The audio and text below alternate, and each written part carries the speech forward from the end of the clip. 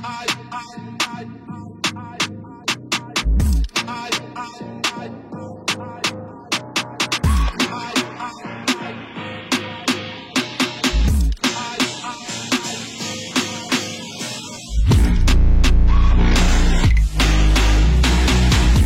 Black Pals, nama gue Adi dari Divo Review Shop.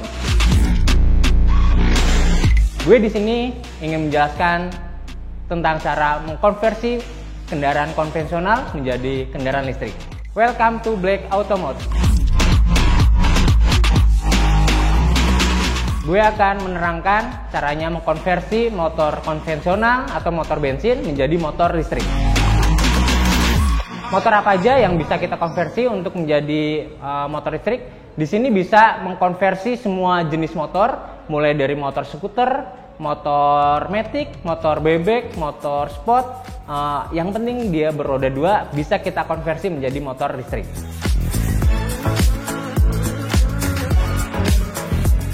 Part apa aja yang digunakan untuk mengkonversi motor listrik? Secara gambaran, secara umum, untuk part ada 3 komponen utama yang harus disiapkan untuk mengkonversi motor listrik. Yang pertama ada dinamo atau motor BLDC yang berfungsi untuk merubah putaran, merubah energi listrik menjadi energi putaran. Yang kedua ada ECU atau controller untuk mengatur putaran si motor tersebut. Yang ketiga adalah baterai sebagai sumber energi. Ada beberapa tipe jenis motor yang bisa dipasangkan di motor konversi. Untuk jenis motor yang bisa atau jenis dinamo yang bisa dipasangkan di motor ada 2 jenis. Yang pertama tipe hub drive yang dipasang langsung di roda. Yang kedua tipenya mid drive. Mid drive itu dipasang di bagian tengah dan dihubungkan dengan menggunakan rantai atau fan bell ke si roda belakang.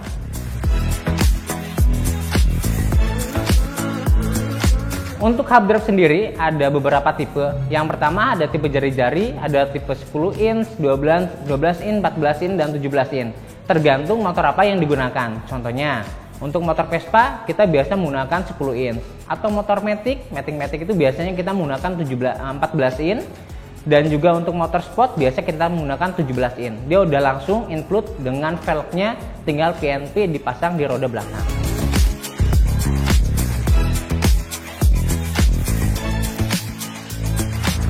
Sedangkan untuk tipe yang mid drive itu ada beberapa jenis pemasangan. Yang pertama dengan cara memasangkan dengan menggunakan rantai, dihubungkan menggunakan rantai antara dinamo depan ke roda belakang. Yang kedua ada juga dengan menggunakan fan bell atau lebih tepatnya timing bell ya. Seperti motor gede yang ada di pasaran, dia menggunakan timing bell dari mesin dinamo tengah ke si velg belakang. Ada juga yang digunakan dicangkokkan dengan CVT. Nah, ini untuk di Indonesia itu banyak banget motor-motor matic yang dikonversi menjadi motor listrik, tapi ingin mempertahankan konsep dari si CVT-nya. Jadi si bagian blok engine-nya dilepas, si dinamo listriknya tinggal dicangkok di bagian input shaft ke si CVT. Nah, CVT-nya masih digunakan dan di-adjust lagi untuk masalah RPM-nya dan gear ratio-nya sehingga menemukan RPM dan tenaga yang sesuai dengan yang kita inginkan.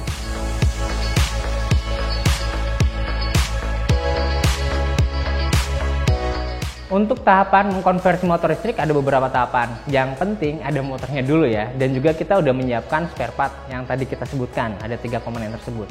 Nah, untuk pertama kita harus bisa melepas semua komponen yang ada di motor bensin, seperti mesin, tangki, dan elektrikalnya, perkabelannya harus kita turunkan karena itu semua tidak digunakan lagi. Kita pasang yang baru. Oke, setelah 3 komponen tadi diturunkan, lalu kita memasang komponen yang baru seperti motornya atau dinamonya. Dinamonya mau dipasang di hub atau mau dipasang di bagian mid drive. Tinggal disesuaikan dengan kebutuhan si customer biasanya di sini. Nah, kalau kita pasang di hub, kita harus bikin arm ulang. Jadi kita bikin arm disesuaikan dengan motor atau dinamo hub yang kita gunakan. Kalau kita menggunakan mid drive, berarti kita harus membuat dudukan atau bracket antara si motor mid drive dengan rangka yang ada. Itu yang pertama. Yang kedua, kita harus memposisikan baterai. Nah, kita biasa memposisikan baterai di tempat yang aman. Jangan sampai baterai itu terkena kerendam air atau kena air pada saat lewat jalan banjir. Nah, biasa kita taruh bagian atas, tapi kalau bagian atas nggak memungkinkan, kita ditaruh bagian bawah, tapi dengan box baterai yang baru sehingga baterai itu aman dari air. Yang ketiga, kita memasang kontrol atau ECU sebagai pengatur putaran ke dinamo. Nah, biasa itu ditaruh bagian atas juga supaya tidak terkena air pada saat jalan. Nah, setelah itu kita membuat wiring elektrik baru supaya sistem yang ada di motor tetap jalan, tetap berfungsi seperti lampu kepala, lampu sen, dan lain-lain sehingga motor masih sesuai dengan standarnya. Untuk keunggulan setiap tipe atau setiap jenis motor yang digunakan untuk mengkonversi motor listrik ada beberapa poin plus dan poin minus. Salah satunya untuk hub drive, untuk pemasangan itu jauh lebih gampang atau jauh lebih simpel karena tidak ada sistem transmisi atau tidak ada pembuatan bracket motor ya, karena hanya membuat arm atau merombak si arm supaya bisa dimasukin si hub drive tersebut. Nah, secara pemasangan sangat simpel. Nah, secara efisien jauh lebih efisien karena tidak ada energi yang terbuang.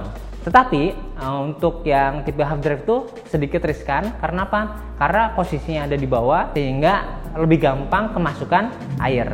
Dan juga bearing-bearingnya cepat bermasalah.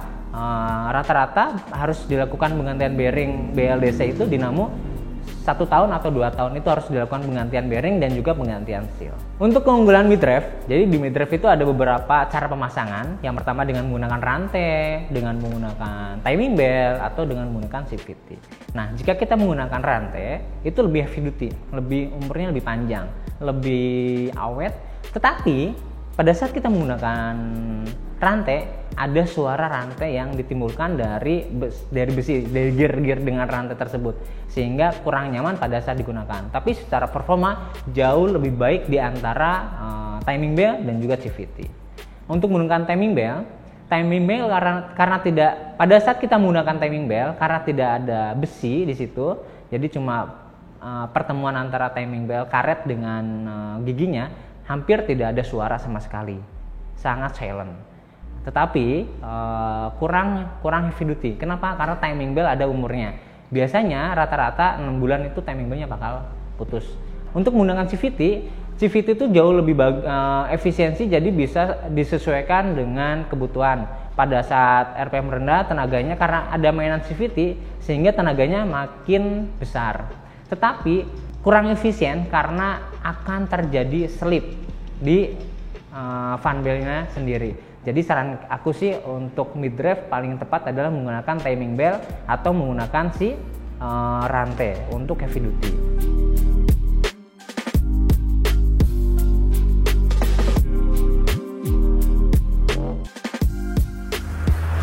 Keunggulan motor konversi dengan motor pabrikan yang ada di pasaran. Keunggulan untuk motor konversi yang pertama, si customer atau kita bisa menyesuaikan kebutuhan atau menyesuaikan spek yang diinginkan sama si customer. Contohnya, kecepatan itu bisa di-adjust atau disesuaikan dengan permintaan customer.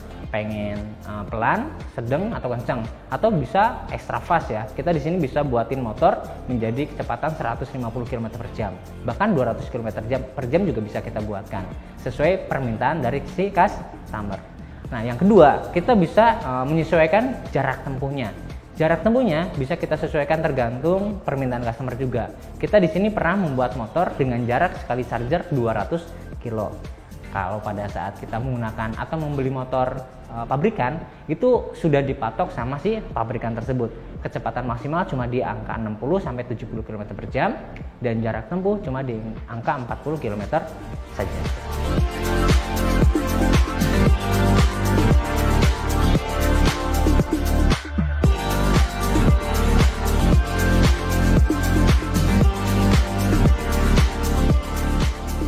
Berapa lama proses pengerjaan konversi motor listrik tergantung dari spek yang diinginkan oleh si customer.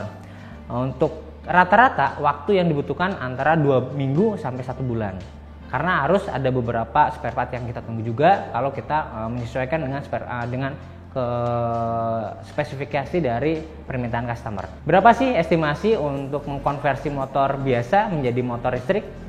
Untuk biaya kita di sini bisa kita buatkan atau kita konversi mulai dari angka 10 jutaan untuk pembelian spare part aja, atau mau kita pasangin mulai dari angka 15 jutaan. Semakin nyeleneh di permintaan customer atau semakin tinggi permintaan customer, kayak kecepatannya semakin tinggi, jarak tempuhnya makin tinggi, maka harganya semakin mahal. Tapi di sini kita bisa diskusi. Jadi di sini itu kita ada dua aspek ya, ada dua aspek yang kita bisa tawarkan. Yang pertama estimate by spec ya, atau estimate by harga. Jadi teman-teman mau by harga atau by spec. Contohnya, Mas saya punya uang 15 juta pengen buatin, nanti kita buatin estimasinya sehingga keluar kecepatan dan jarak tempuh. Atau by spec, orangnya minta kecepatannya 120 km per jam, jaraknya 70 km per jam, kita estimasiin baru keluar harganya. Oke Black PS, itu dia penjelasan gue tentang konversi motor bensin menjadi motor listrik. Jangan lupa like, komen, dan subscribe di YouTube channel Black Experience. Gue Adi dari Diva Shop.